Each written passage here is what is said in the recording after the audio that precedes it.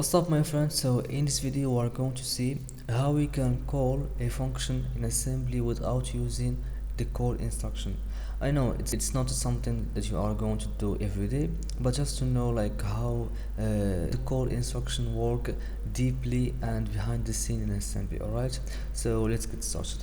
Here I have my assembly file section dot data like this, and I'm going to create, for example, message define byte hello world from main function, for example. Okay, so this string it's gonna be displayed inside a function. All right, then I'm gonna need to calculate the length of this message. So len eq is just like you can, if you code in C, you know, define. So it's defined, it's work like eq, just we are setting a value to this name. All right, it's not a variable. All right, so the actual address, the last address minus the first address. So we're going to subtract the end of the string by the first of the string to get the length of this string. All right, so then we're going to do section dot text like this, then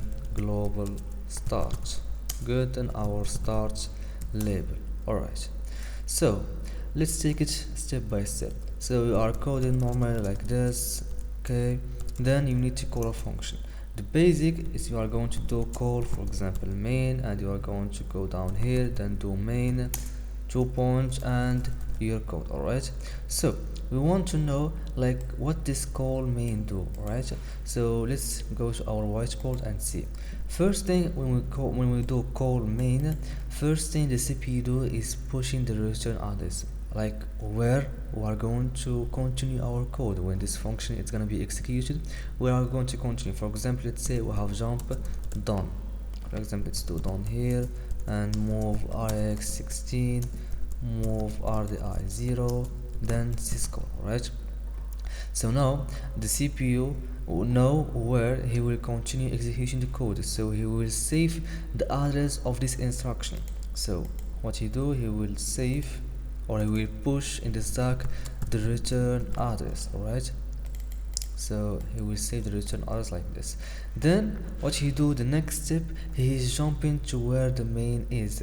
So the main is here, so he's going to do jump to this label right here. Okay, so he's doing two things, and these two things are going to do it manually. All right, so let's remove this call main and this jump. All right, so now as we said, we need to get the address of this done label. Right, so we're going to do load effective address.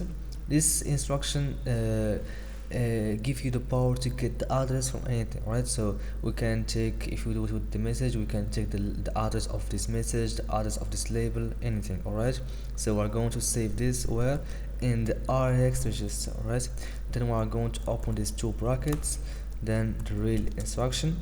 Right, so this real instruction it will calculate the label, or let's say, sorry, done, to calculate the address of this label depending on the value in the RAP register. Right, so it will do a calculation between the RAP register and this done label. Then we are going to save the address of this done label and the RX register.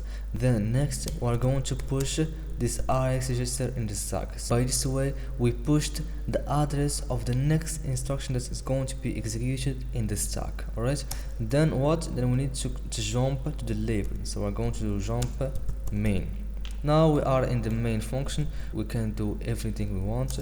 For example, let's say move rx1, move rdi1, move rsi message. So the one, it's the number of the syscall, one is the number of file descriptor, act out.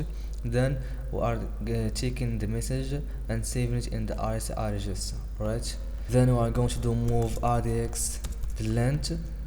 Right, the length of the message that we want to print, then syscall. Alright, here the thing, so now our function is executed and it's done. And then what we need, CPU need to know where he is going to continue. So here we have an instruction called return. So this return, it's like doing pop RIP. So we are pushing the data in the stack right here, and the pointer RSP register is going to point to this data. Alright, then when we do pop and we specify where we want to save this popped value in the RIP, so it's like doing basically pop the return value or the address that the RSP point to in the RIP register. So the RIP take the return address and know that she will continue in this done label. Alright, so let's see. I'm going to do another. We have syntax error in the line 22. Let's see, we have the line 22.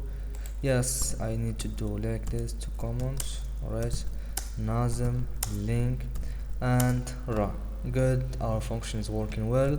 Alright, now let's see the GDB. Alright, so let's see by the GDB we're going to see what really happened in the stack. Alright, so GDB program, then lay, and let's just say break at the start, then run.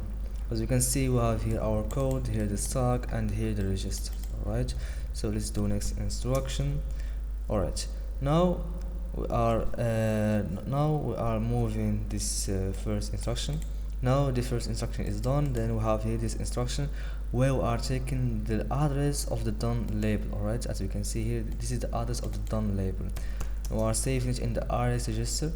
So the RS register is pointing to this instruction, which is move AX16, which is exit syscall. Alright, good.